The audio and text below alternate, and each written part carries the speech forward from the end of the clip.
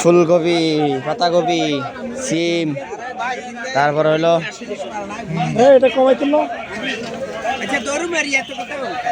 দেন কমায় টমায় ধরেন, তাহলে আমরা বস্তা ভরি লয়ে যাই সব।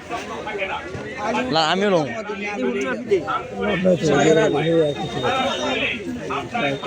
ভাই এটা বস্তা করিয়া আনি না তো দেখা গেছে তবে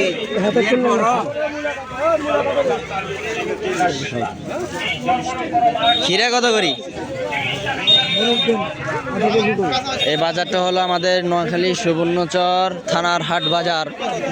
এটা একটি অনেক বড় বাজার, যেখানে সপ্তাহে 2 দিন বাজার মিলে মোটামুটি সমস্ত কিছু এখানে পাওয়া যায়। তো আমাদের বাড়ির জন্য আমরা বাজার করতে আসছি।